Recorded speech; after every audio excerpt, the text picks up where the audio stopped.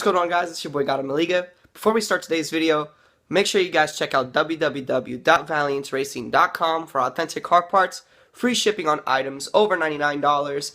If they don't have a specific part that you're looking for on their website, make sure you hit them up on Instagram at Valiance Racing and inquire about certain parts. Also, huge shout out to Blinking Brake Lights. Make sure you check them out at www.blinkingbrakelights.com so you can pick up yourself a set of blinking brake light tail bulbs like the one I have to make sure that you're better seen out on the road and people know when you're stopping, and it can help prevent rear-end collisions.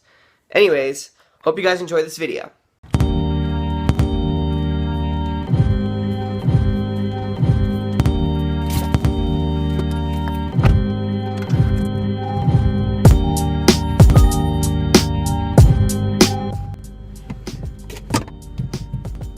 Oh shoot, I need gas.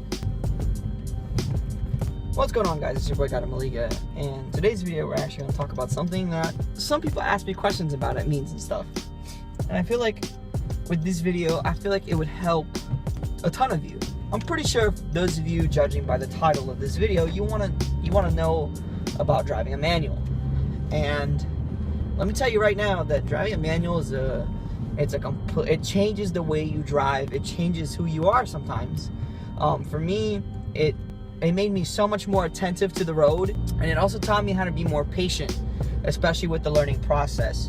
If you're not a patient person, then you're probably gonna have a hard time learning how to drive manual. But the purpose of this video is actually to explain to you guys, and I'm gonna give you my story on how I learned how to drive manual and my personal opinion on, what is better and things like that.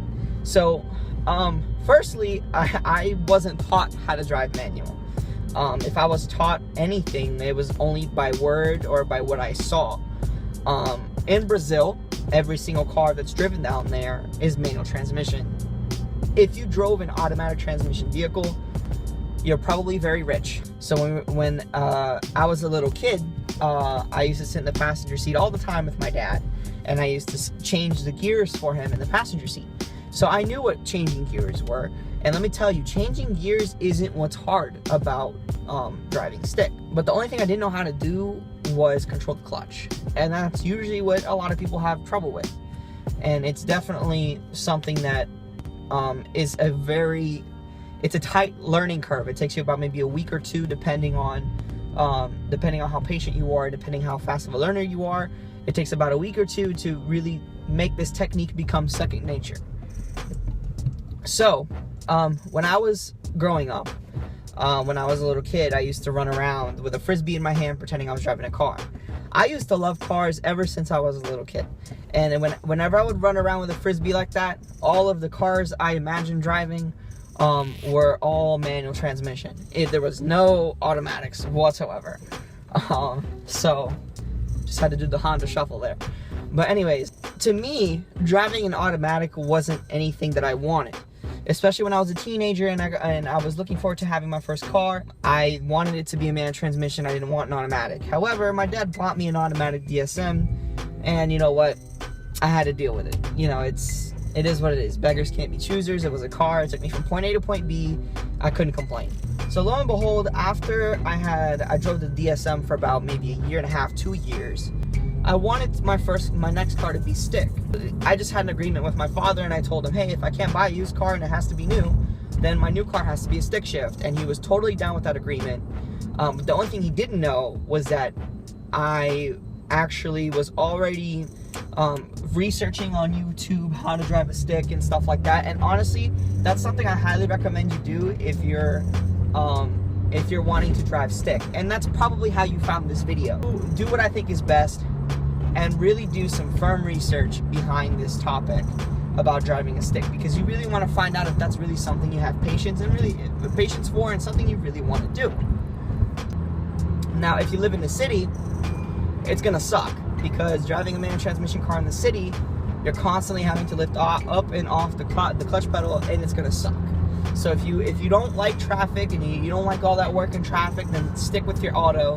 However, if you want to drive a stick, that doesn't bother you, go ahead. But I highly recommend those of you who drive a stick who live in the suburban area like I do. So the first car I ever drove that was a manual transmission vehicle was when I test drove the BRZ. I installed it a bunch of times, and believe me, learning how to use that clutch pedal is insane. It's a very, like I said, it's a very tight learning curve, but I managed to do it. And the salesperson who was with me actually managed to help me out a lot. I was self-taught, meaning that even though amongst all the research, I did everything myself. And once my father found out that after I bought this car and I was driving it pretty well, he taught me how to control it on a hill. That's all he taught me.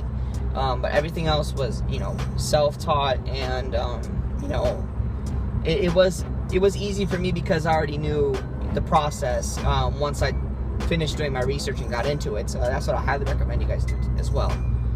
Now you might ask me, what does a clutch pedal necessarily feel like? For those of you who don't know what a clutch pedal feels like, assuming most of you guys go to the gym, when you do that, I don't know what it's called because I personally don't go to the gym all that much. But when you push the weight with your feet. So imagine yourself pushing about, only with your left foot, pushing about maybe, I would say about 20 to 25 pounds of weight. And then wait till it comes back down. That force pulling against you when you're trying to control the weight coming back down, it's about what it feels like, what a clutch pedal feels like. And every clutch pedal is different in every car. So some catch down low, some catch up high. This particular car catches it up high. And it's very easy to learn manual in this car because it's very forgiving. On a scale of 1 to 10, just driving a manual transmission car, how easy it is, I would say it's about a solid 5. So if you're looking into actually driving a manual transmission, I actually highly recommend it because transmission bills, especially for automatics, are extremely expensive. And automatic transmissions are heavy and they're very difficult to, very finicky to work with. That doesn't go without saying that the manual transmission is perfect. You have to keep replacing the clutch at around every 90,000 miles, depending on how aggressive you use the clutch. Generally, clutches last about 80 to 100,000 miles, needing replacement after it's worn down that much. Your clutch begins slipping. When that happens, your car is unable to move. So you have to get that clutch replaced every 90 to 100,000 miles. Performance clutches can take a little bit more abuse. But like I said, that does not go without saying that the manual transmission itself isn't perfect either. So you have to take those things into account when choosing whether or not to switch to a manual transmission car.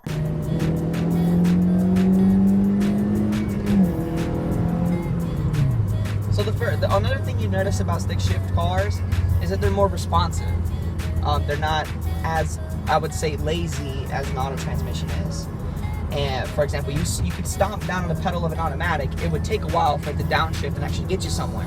On this one, it's all very responsive. It's all very quick, especially if you want to have a little fun. Because come on, any sports car you see, most of them are stick shift. So that's something you have to also look out for, is the sensitivity, because manual transmission cars tend to be more sensitive than autos. Now, if you're in an application where you're driving autocross, if you're not really too worried about drag strip times, a manual transmission is the car for you. I would very, very rarely take this car to a drag strip. So this, like I said, this is a street car, and I'm gonna plan to do autocross in it. And I'm not gonna worry about my 0 to 60 time. I'm not gonna worry about my quarter-mile time. So I don't need an automatic transmission. However, it is proven that you go faster in a quarter mile with an auto transmission because computers react faster than humans. Let's face it. But anyways, guys, I hope this video kind of helps. If you guys actually want me to do some sort of a tip guide or a guide to learning how to drive a stick, drop a like, let me know in the comments, and then that'll, I'll definitely be more than happy to release a video of that caliber of actually, leaving helpful tips and actually giving you guys some pointers on learning how to drive a stick at first, because once again, I was self-taught and I've already taught 3 people how to drive a stick in literally 3 days. So it's not that difficult. It's not that difficult at all. Anyways, guys, follow me on Instagram. That's going to be down in the description below. This has been your boy. I'm out. Peace.